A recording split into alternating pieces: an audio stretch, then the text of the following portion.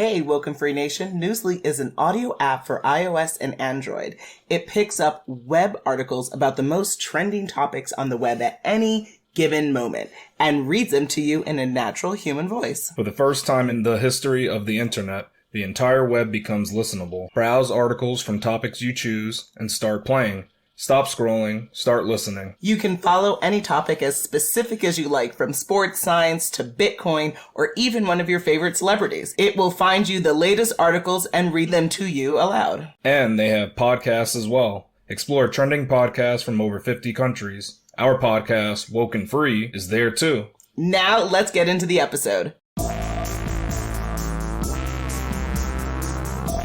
Hi, it's Natasha. And Khalil. And we are the co-hosts of WokeNFree. Thank you for tuning in to our 282nd episode of WokeNFree. If you've been tuning in every week for WokeNFree Wednesday, you know that WokeNFree is all about being real and honest with each other and you. We talk about everything and anything important to us, you, the world, and nothing is off the table.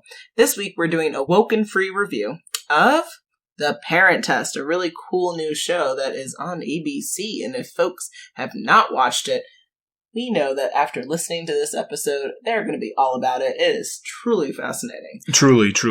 But before we dive deep into the subject, a couple of things to go through. First, please don't just go to WokeNFree.com to listen to this episode, but please download it through the Podbean app. If you have the app, you can put in your comments, and then calling all parents, you can tell us what you think about the show. Or if you want to be a parent, what do you think about the show? Or anywhere where you stand on parenting.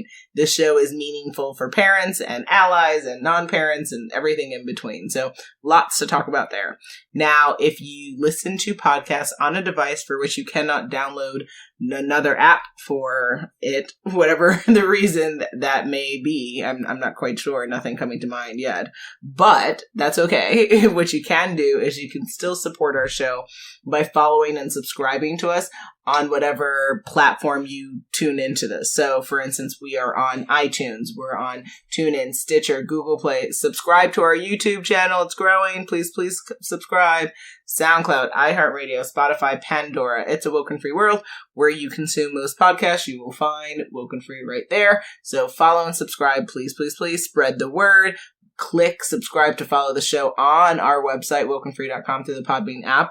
And then on social media, would love for you to engage with our content. We put time and energy putting that together just to make you laugh and learn all at once. So you can follow and subscribe to us on Facebook, Instagram, Twitter, YouTube, TikTok, Pinterest, LinkedIn, at WokeNFree.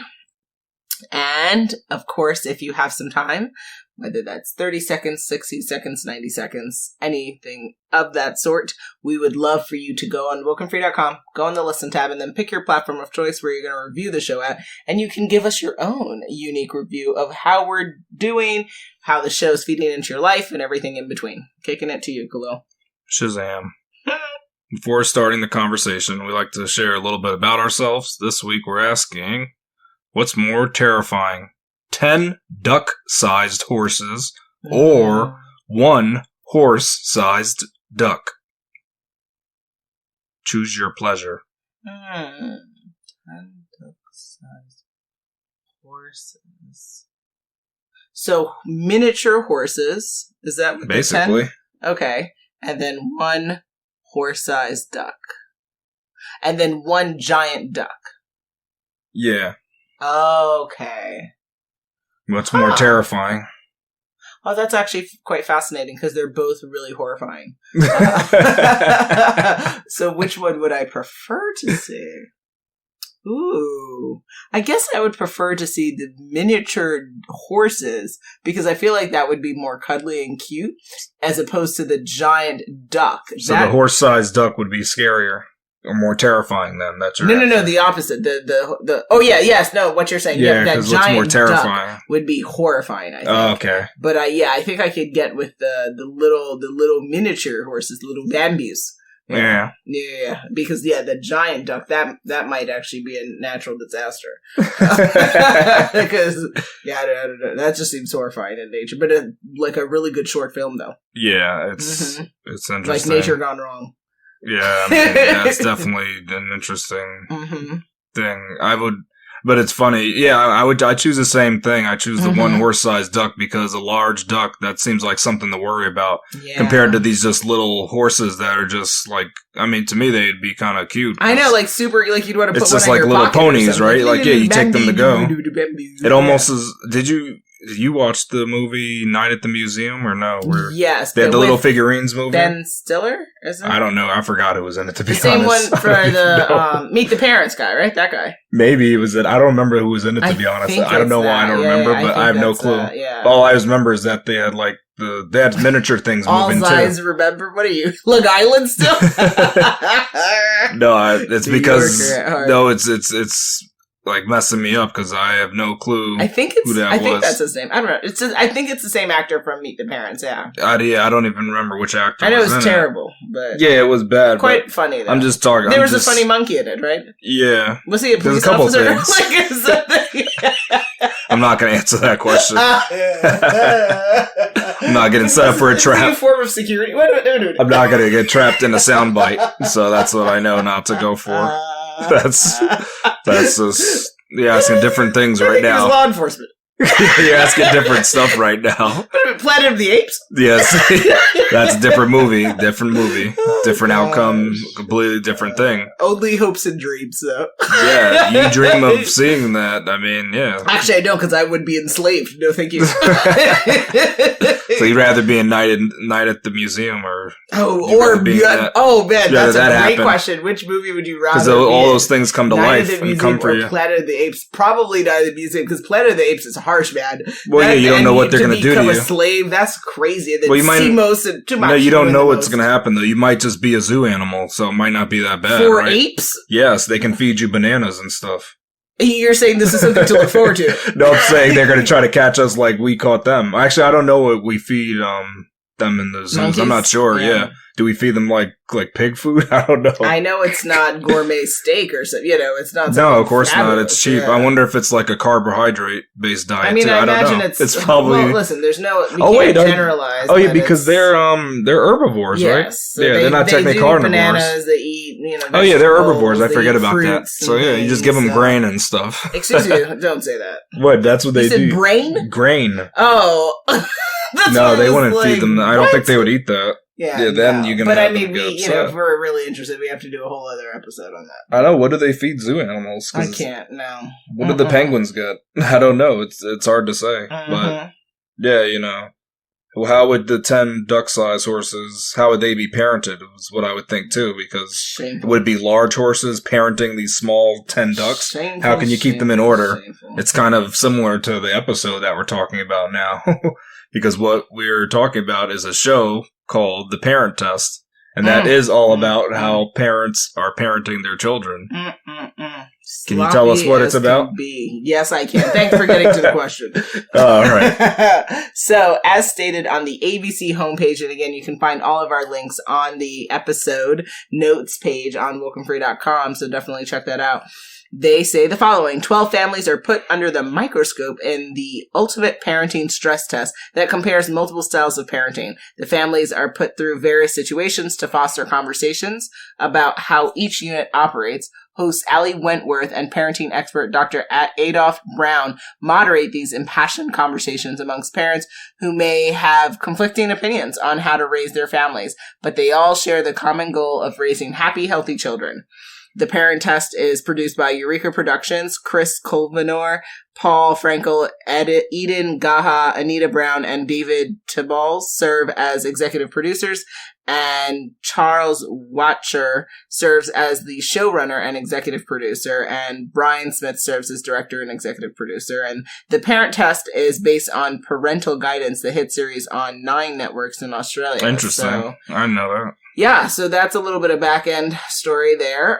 So that's like kind of the official answer. I would say the unofficial answer is there's something unofficial. All right. from my perspective, is what is this show really about? I think it's a microscopic examination of what are folks doing in their behind closed doors with their children, and how effective is it, and what is the type of human beings that are being raised out of these these challenges, aka life, because they're very much some of the examples that the parents and the families are going through in the show are symbolic for the types of challenges that they face in their everyday life. So I think it's really a deeper examination of society through this kind of real world, or what's that?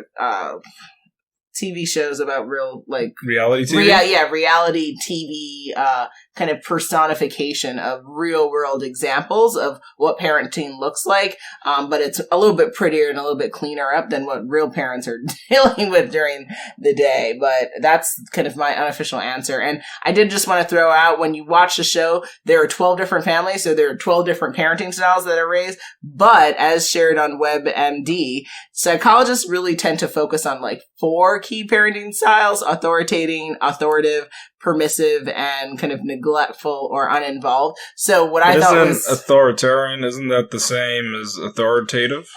Slightly different. They're different? Slightly different, yeah. Okay, and maybe you want to talk about it later. I'll talk about it later in the episode. But what I find interesting is the styles that are brought up in the show. So they have anything from routine to high performing to strict to what was I can natural. give you. I can list all of them. Yeah, I have all 12 actually. So I'll list them all out. Those were new names that I hadn't. I've heard of the ones that I mentioned through the psychologist framework, but those 12 oh wow, you've heard of those? That's cool. Yeah, because I think I was looking about it when when I was pregnant, I was looking. Nice. Yeah. Okay. All right. I've never heard of those, to be honest. Oh, okay. I didn't know, I couldn't even take a guess on what they would call, parenting styles. But what I also say is, since it's a reality show, it does have a reality gaming element to it. Definitely. So, parents are going to be voted off, basically, off the island, by other parents, because at the end, they're trying to find which actually is the best. Yeah. So that's really the goal of the show, is look at this parenting. This parenting raises the best type of kids, which, it's kind of funny. It's like these, there is no one parenting style that raises the best kids. And then what's your rubric for best kids? It's kind of I don't know, guys. And then again, these are parentings judging other parents. So it's kind of they have a foot in the game. How can they be good voting? Exactly. They can't be good judges. There's definitely bias. It's still, so there's this kind of an issue on whoever comes out on top at the end of the show. It would have been better if it was non-parents judging it, or a different group just different. Of people, you should have a foot in the game. Participants judge it, to me, it's kind of messed up, because you're going to come with a bias. You're well, I usually do this, and I feel it's kind of better. People who are going to be more strict are going to tend to vote for the more strict folks. And so here's an example. There's the parents on there that agree with spanking and parents that don't. So the ones that disagree with spanking, they're most likely to vote the spanking parents off, just because they say you're not. They're going to be you're using beating your child abuse. Yeah, so that's what makes this kind of interesting. And I'll tell you all the 12 styles, just so you know, just to have it in your mind, and you can think if it's right or wrong. I don't know. It's up to you. The first one is disciplined. Second is traditional. Third is intensive. Fourth is natural. Fifth is child-led. Sixth is new age. Seventh is routine. Eighth is high achievement. Ninth is helicopter. 10th is free range. 11th is strict. The last but not least is negotiation. And currently the show is still running. I think it's currently at episode 4, but and we haven't seen even all these styles yet. We've only seen almost half, but we haven't seen everything yet. So there's more to come. We haven't even seen all of them. Just recently, I think, aired. It's pretty in December, new, right? Or something. Yeah. Yeah. And what's really interesting, I think, when we get down to it, I hope, if the show performs the way I think it's going to perform, is that it'll get renewed for multiple seasons. But what I think is going to be demonstrated is that it's a little bit of each one that's probably the best way to parent your child, not to just stick within one, right? Because I think that each of them has a pro and a con. And I think if you're more holistic towards parenting, then you incorporate multiple styles and not just within one regimen, because there's different ways to live, and there's not one way to parent. That's true. And thinking of these parenting styles that we just went over. Do you practice any of these styles? Do you put that into our child, basically? Yeah, into KJ, our son. Yeah. So, if you circle back to what I was mentioning with the WebMD, kind of 4 key parenting styles that psychologists focus on, authoritative parenting, most psychologists consider that to be the sweet spot between authoritating and permissive, because research shows that it makes the best balance. It's usually what ends up being most comfortable for both the children and the parents, because it tends to reduce conflict, as shared on WebMD. They got one of the, the quotes or the statements say that authoritative parents, unlike authoritarian counterparts, enforce rules but not without discussing them and the reasons behind them. So kids are welcome to provide input and ask questions, though they don't get the final say. So sometimes a rule might not make sense, but, instead of rather telling them just do what I say, you're able to have a dialogue and respond and be flexible with them. And for me, I think that if I have to kind of stand behind practices, I like the idea of having clear boundaries, having some still control over your child, but also having safe space for productive conversation with your children, because that was not what I had in my household. I definitely grew up in the authoritative, or authoritarian, actually, for parenting style, which was do what I say. It doesn't matter how you feel, no questions asked. Your feelings don't matter, and keep producing or fall off the planet. So for KJ, what I think about what's really healthy is a space where he understands clear boundaries. He understands yes and no, but let's talk about it when we have conflict. Let's tap in and let's understand how we're feeling today, and really double down on joy and really identify ways that we can thrive and empower each other. That's the type of parenting that I currently am a practitioner of, as well as deeply support. Okay. Yeah. Now I kind of get the difference, because even though they seem like they're the same, they're different in terms of one is actually taking the kids' feelings into play. A little bit healthier. Yeah. The other just doesn't care. It's just you're the boss. Kind of, you're just running a slave. I'm the boss. Camp. No one has to talk. It's different. Yeah. You got to be open to hearing what the kid has to say. Yeah. I think in the future I can more incorporate that, but currently I'm just using, in terms of the show, the styles that they had, I think I'm using a range of new age, the free range, and the negotiation. So I think because I'm allowing him kind of space to do things. Definitely. But then we'll get into points where he wants to do something, and I try to boundaries. I give him options. I'll say, hey, you want to do this or this? So I think that's the negotiation style. Like I do that with him. And then the new age is just kind of like, we do things that other kids may not do. So sometimes I'll try to play video games with them, stuff like that. You're exposing him to do that. I'll give him my controller and let him do that. Into his passion for technology. He identified that early on in his development. So, so I'll let him hold that, and he can see, he can look at video games. I know this, people may not agree that there's people that are against video games and all that stuff, but I'm using like a combination of the parenting styles, I think. So and new age in that we aren't so hardcore around like no cursing and it's kind of open, and he can listen to basically anything right now. To pretty much everything. So we won't say all right, you can't play that song because it has explicit words in it. It'll be interesting as he gets older. And at the end of the day, we focus on, his happiness, his intellectual development, his empathy, his understanding of himself, as well as the world he's living in. And rules are more about like safety, not like moral kind of construction rules, like you shouldn't do this, or, I think you and I both were exposed to more old school rules that I think now folks are identifying that can kind of go by the wayside a little bit, and you're still going to have good kids. Yeah, definitely.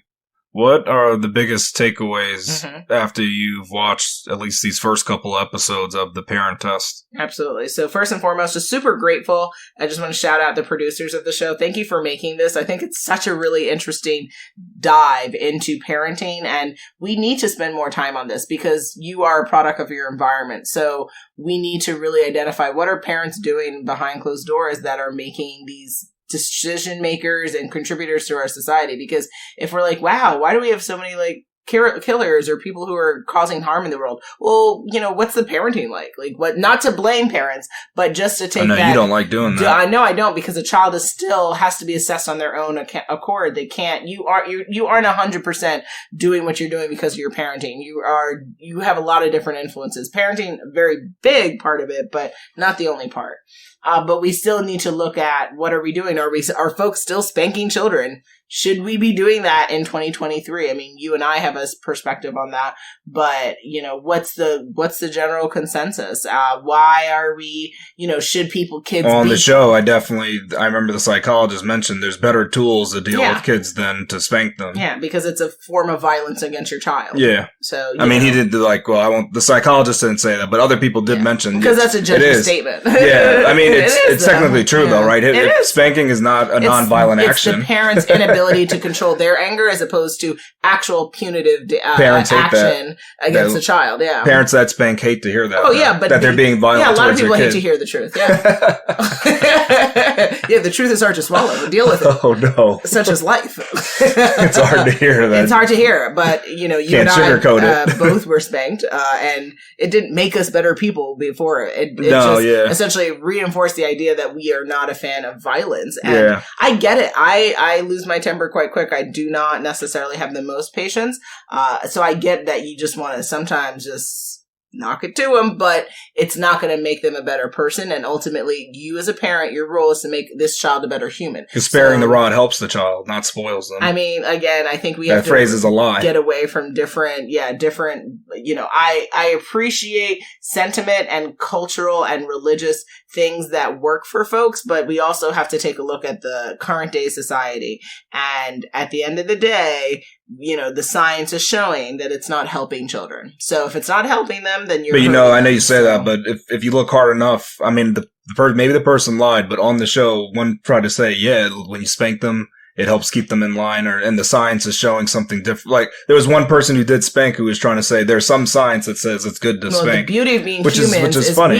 We can kind of validate anything in our minds. I know, that's insane. We can but we can lie too and say science, and it's not donors, right? Of course, yeah. The stars, Ulysses. Because what scientists you talk to, like, someone who got a PhD in turf grass? Well, we're not going to go down that road of exploration, but no, I'm just saying though. But you can kind of different people, yeah. You can go to anybody who does a research that shows this. That's the beauty of life and science. Yeah, lots of different. There's ways. There's 12 different sides to a coin. So we can get there how we want to get there. But for me, what I learned the most so far from watching the show, and I can't wait to get to the end, the season finale. And please, for producers listening to this, please renew for upcoming seasons. Really excited to dive in. Yeah, really. And I mean, are you enjoying it or no? I mean, it's not about enjoying, but I'm just wondering how long can this kind of last? Just as long as Super Nanny lasts. That show has been going for a long time. All those nanny shows, and people are obsessed all the nanny shows, or is it just that Super Nanny show? There's Super Nanny, and there's like a couple other nanny shows. So there's some shows that have more than one season. People are into it. So I'm hoping that this is one of them. So for me, what I've learned is, as stated before, there's not one way to parent. I've written an article about it, and this show was, again, just great validation and reminder for that. There's not one way to do anything in this life. So that includes your parenting. Next, people are super judgy of how others parent. And it actually, I really commend the parents who sit on there and have everyone looking at them and making faces at them and really judging them up and down. It is rough. Some of the faces, I mean, there are some good memes that could come out of the still shots of the show, because the judgment was real. And it was it was thick. Next, children need space to fail. And as a child who did not have that space growing up, I recognize that even more now. And even with my own son, KJ, it's hard. When he's trying to figure something out, my natural inclination is just to help him. But this show also reminded me that, it's okay, even if he screams, because, he has as little patience as I do, if not worse. And so he gets really frustrated really quickly. And even just this weekend, I was trying to help him understand that, it can be frustrating, but, what are you doing to problem solve? And it's hard because we have an 18-month-old. So it's, he's a genius and he's trying to get ahead of things, but he's like, oh, how do I figure it out? And then just getting mad. And it's instead of getting mad, let's problem solve, right? Let's try to figure out why is this not going in this right hole? Like, let's figure that out together. Yeah. And then also, what I learned from the show most meaningfully is that you should focus your parenting style not on what you feel is right for you or what you think makes the most sense, but what is going to best serve the child before you. And also consider that depending upon how many children you have and what type of warrior status badge you have, because I think it's wild to go beyond 2 children. God bless you.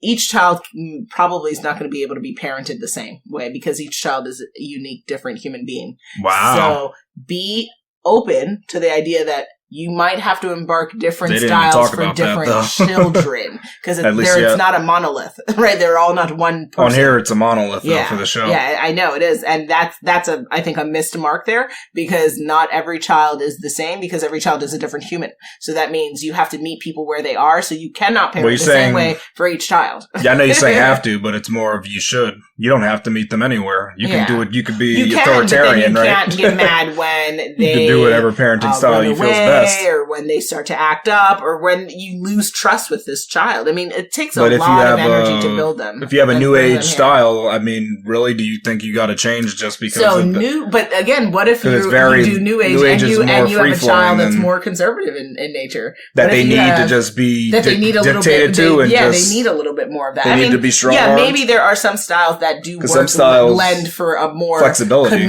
communal approach. Yeah. But there's some that are like, the more high achieving. Not every child's going to survive with that. Not every child's going to. I grew up with that type of intensive, high achieving parenting style. With that, you would have ran away. You would have absolutely ran away 1,000 times if you had to deal with what I dealt with. Yeah, so if we were in the same household, that's what I'm saying. You have to look at your child and meet them where they are. You can't say meet me where I am because you're the adult and you have more bandwidth and understanding than the child does. Children have very little perspective for a very long time. So you have to help them understand how to put one foot before the next. And if you're not willing to humble yourself and get ego out, you're going to really have a missed opportunity for strong bonding because children will follow what you say, but they don't have to talk to you after they're 18. They don't even, so it's really important. You don't want to be friends with your child, but you do want to develop a bond that is long lasting. So that's why you have to be intentional about the type of parenting you're doing with them. Yeah, that's definitely true. Now, what I found was that watching the different scenarios they went through, I was surprised kind of by like how certain parenting styles failed over others. And it was very eye-opening in terms of just because your style might be tough and it might have rules and it might be very defined for the child, but just because you do all that stuff, that doesn't necessarily mean that they're prepared for the world at hand. Like they still, it's like you did all this stuff and you're strict on your training, but they can't even do like a new challenge. So like something that challenges and pushes them and something that kind of terrifies them that they're not able to like push through that. And I thought that was interesting because what I would have thought is like, they're so strict and they're always listening to you. They're going to listen to you when you tell them to do the challenge, but it's not necessarily true. They just say, you know what, I'm scared. And it's funny. That makes me think that they don't even have like the trust in you to say that I trust that what my parents telling me is right. But on the outside, you would think they trust you because they're like listening to you and they're doing all the stuff, all the tasks you're giving them, they do. But if you give them something really new, they fail at it. And that's, I know that was eye opening to me. I said, absolutely. Oh man, you got to watch out. The authoritarian and to some extent, like an authoritarian has to be careful too about how many rules you structure around your kid. And you got to actually, you do have to definitely hear them out. I think that's important. Yeah, building trust requires relationship, and a lot of parents, especially on the show, what I found was interesting is they really double down on this idea that like they don't need to be friendly, and their kids don't even really need to like them. And I thought that again, the kids is not my friend. That's I don't like that. That's a real missed opportunity because if your kid doesn't like you, then why do you think they will respect you? Right? Aren't you more likely to respect someone that you like, that you have a trust and bond with? It seems counterintuitive but to me. It might be, but it's kind of like the military attitude. Like, you might not like your general, but I mean, do you respect them? But are you in the army forever? No. But hey, careful. Some of them will say they're hoorah forever. Yeah. Well, I mean, you might not be in it forever, but you still have that kind of mentality. Remember, so parenting is a marathon, not a sprint. So we're talking about 18 years of this.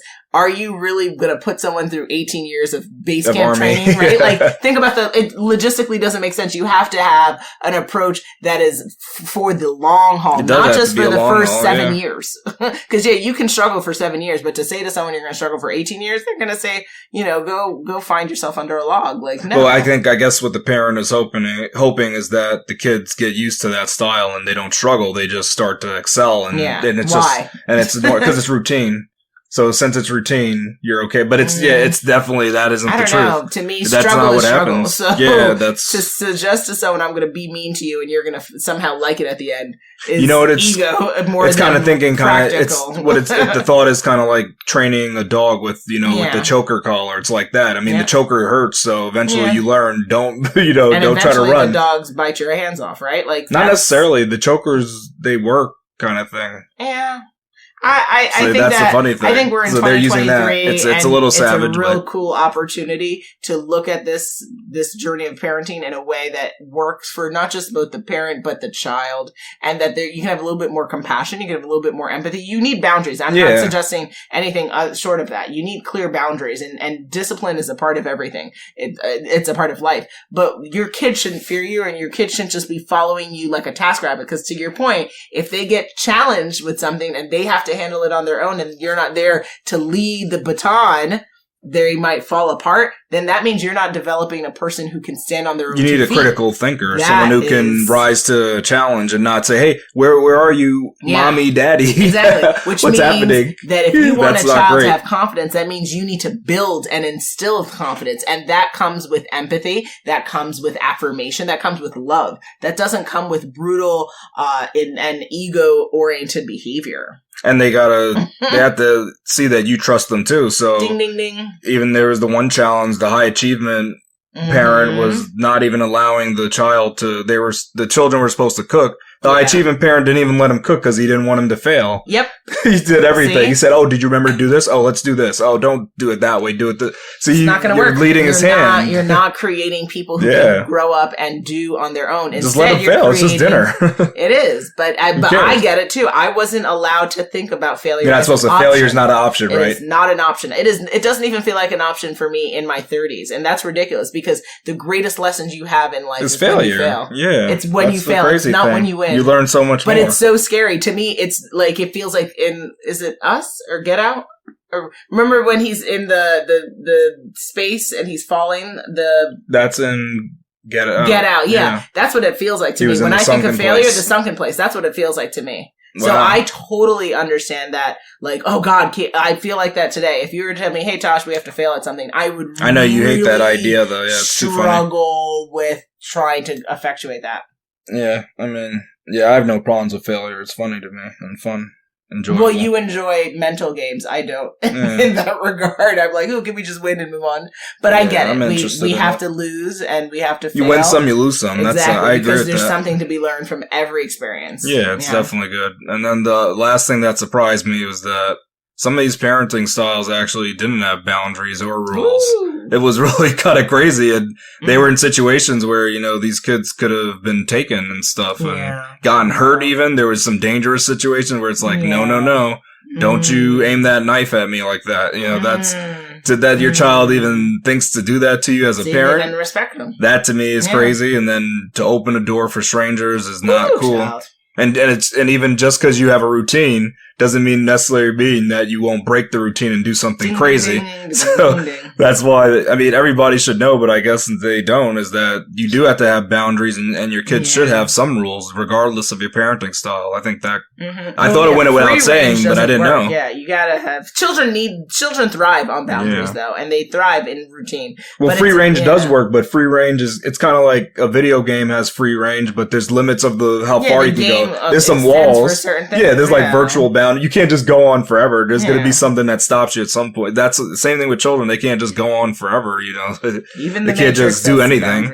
Yeah, like there's some rules, and if you're living in, not even in society, I think that's just life. You can't just do anything. There's boundaries. Definitely. And make sure to tell your kids about those boundaries, please. Facts. Wow. Here we go, yo. So what's the scenario? It's scenario time, guys. Scenario 1. Chadarian is a meteorological savant. Of his abundant aptitudes, he can look at things like barometric pressure and current temperature to predict the weather for the day. He is turning about 9 years old, and his parents use the permissive style of parenting, allowing him to choose his path. Do you think their parenting style allowed him to find his weather skills? Oh, that's interesting. So I don't think it's a 1-for-1 situation. I think that's natured, or that style of parenting probably helped facilitate or help foster the ability for this child to explore their true natured passion, because we are all born with different abilities. And what's really cool about being a parent is you're in a position to be able to guide and mentor and lead these beautiful little humans who also are low-key presenting demons, and really find a pathway for themselves. But the child themselves will have certain talents and certain passions that is just within their own spirit. And maybe it was influenced by their parents, but maybe it wasn't. And so the parenting style should be fostering the exploration of passion, but it is not just a 1-for-1, because that you can't own, like, Tiger Woods' father, helped him become Tiger Woods, but he still naturally had that talent. You had to have some kind of skill, right? You can't just be like, you can't force everybody to be Tiger, right? Not everyone is going to be Tiger Woods. So there is only one Tiger Woods. And so that's kind of how I would speak to that. But I think it helped it, but I would not presume to say it because of it. Now this child is doing what they're doing. Yeah, I just fully agree with you. I don't think that the parenting style led to these skills. So this was about the child. I think the child just had this innate ability and it just came out. I don't think the parenting style had anything to do with it, but that's just my opinion. Okay. Scenario 2.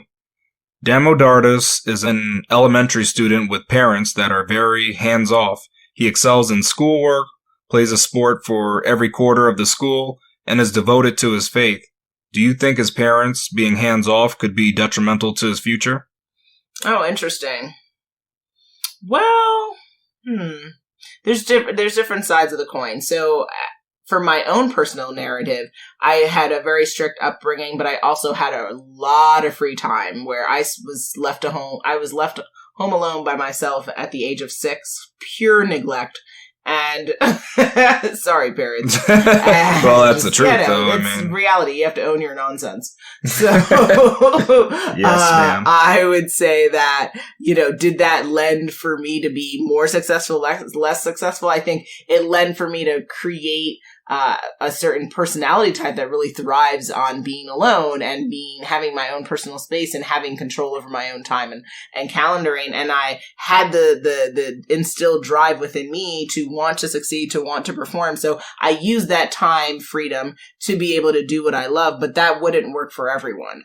Because it was paired with like this strict kind of, you need to succeed or die, then I followed suit, but not everyone would do that. And in this scenario, it sounds like this is a child that's really dedicated and really structured already. And so is a faith-based person. So is going to presumably have a certain level of morality and make choices that work within their faith system. But having hands-off parents isn't going to hurt or help the child. It would depend on the influences around that child. So if the child continues down this path, I think it's just going to lend for them to be able to continue to schedule and do what they need to do. But if this child gets influenced to do things that go against the current status, it could lend for some more challenging experiences, especially if the parents aren't kind of clamping down and making sure that, hey, are you doing what you're doing? Are you doing your homework? How are you feeling about things? Who are you hanging out? Right? Like all of those questions and kind of intrigues, if that isn't present, the kid could get a little bit lost. Yeah, I think that this could definitely be a problem in the future or even currently, because though he's doing well right now, but you're so hands off. Do you really know how he's doing mentally and what he's thinking while he's going through this? If he's enjoying this, is he happy? I mean, do you know anything personal about him? Because you know what he's doing on the outside. It looks great, but on the inside, is he okay? I don't know if you know. So that part. And do they care? Right? If they're so hands off. It's so interesting to me why people have certain people have children, because it just seems quite odd. Well, there's many reasons. I mean, the first reason is oopsies. Correct. I think, oops. You know what? That is a good point. A lot of people are not intentional about parenting, like parenthood like that. That's what you got to first think of it about. That happened. Oh, cool. So I guess we'll just do that. Yeah, it happened. So let's follow what they say we should do. Even if the journey started that way, it doesn't mean you have to continue down that journey, right? Like, you can actually turn it around and get a little bit more intentional, even though it didn't start off with intentionality. Doesn't mean the journey has to be without it. Like, I think we can do a little bit better, folks. Yeah, we can try. Scenario 3. Jolanda is a single parent who uses the authoritarian method to keep her child in line. She fears that without strict guidance, her child would fall prey to peer pressure. Do you think her style of parenting would prevent her child from being influenced by other children? Great scenario. Unfortunately, I can use my own narrative again. Just because you come up in a strict household does not prevent exposure to things that are outside of the realm of what that parent would like for the child, because that child is exposed to the world. Once you're exposed to the world, there's nothing short of, that's why some parents do kind of keep their kids more secluded and less engaged with others, because once you open up the Pandora's box, there's no putting it back in. And so, the key is not preventing your children from being influenced. The key is really, did you instill the proper values and the insights and the problem-solving abilities and the wisdom within the child to know, is this a good thing? Is this a bad thing? Not, would mommy and daddy like this, but should I do this because this is what I want for myself? This is helping me. This is furthering me. Or I don't know, and I'm just going to do it and be a follow as opposed to be a leader. Yeah, I'm more extreme in what I think would happen here. What I think is that if you're under this type of parenting style, you're going to be very influenced by other kids, because you're going to be like, wow, you get to eat candy? Anything like there's stuff that you don't get to do. You're going to go nuts. You're going to lose it. You say, oh, you have a television? Oh, man. Oh, that's great. Okay, you have a smart. 1952? Oh, you have an extra. No, but there's people that don't even own the show. They didn't have a television in their home. So that's what I'm saying. That's wild. There could be people that are so strict that they say, "Oh, you have an extra smartphone? Let me sneak that in, and now I can look at stuff on there." So that's why I think it's it's very dangerous that you're playing with. I think it's better to expose you're rolling the dice, hide, because once they get out, then they see they that go buck wild. It's like they see there's an outside world, and like, I'm not going back to that old stuff. They become feral animals or something. That's crazy. You can't give them the forbidden fruit and then expect them to want to go back to ignorance. Forbidden fruit. Yeah, then you want them to go back to ignorance and not know that they're naked? Come on. And not know that they're in the Garden of Eden. That was the whole thing. You ate the apple, then you knew you were nude. I mean, said, "Oh my!" It's a great different narrative. Yeah. Yeah, it's interesting that once you get that knowledge, you don't want to lose it. The knowledge of the outside world. You learn that you learn things about like the Easter Bunny and Santa Claus and the Tooth Fairy, Chris Brown, and everything. And Chris Brown, exactly. Yeah, exactly. With Tory Lanez, I mean, yeah. I mean, we could bring up a lot of people if you want to say that. WAP video. Yeah, there's different things that you learn. You can't put that back in the box though, right? Pandora's box. Because that would be wouldn't that be nasty if you put the apple that you bit back in the packaging? Who would want to eat that? It'd be rotten. No sense. Well, I wouldn't put that in a box either, because then it would rot in there. It's disgusting, actually. Ugh. Is that where you get it from? That time again. That is the end, unless you have more words of wisdom to share. They're not words of wisdom, so we could just continue it. It was just words of questioning, actually. Oh, Lord. No, we're not going to go down that. The words of questioning. We can question a lot of things, right? Because anything is possible. You're losing control, sir. Anything's possible in your mind, though. What about yours? We went down that road already, and they should know the answer. If they don't, look at previous episodes and you'll find out. Oh my.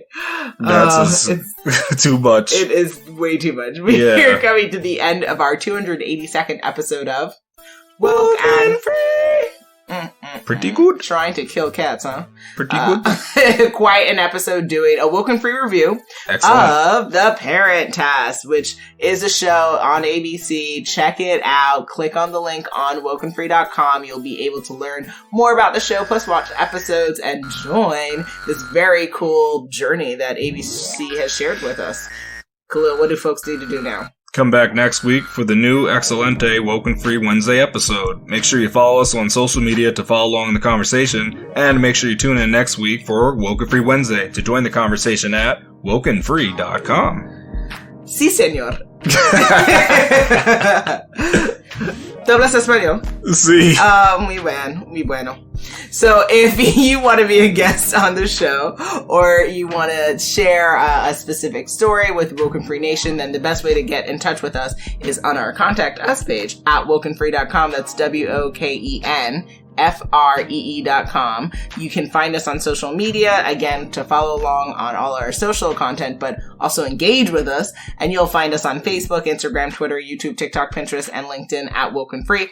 And all sponsorship and collaboration ideas should be directed to our Contact Us page at WokenFree.com. If you didn't already subscribe, please do share the episode and make sure you come back to join the conversation for every Wednesday for Woke and Free Wednesdays. Remember, Woke and Free is more than a podcast, it is a way of life. Until next time.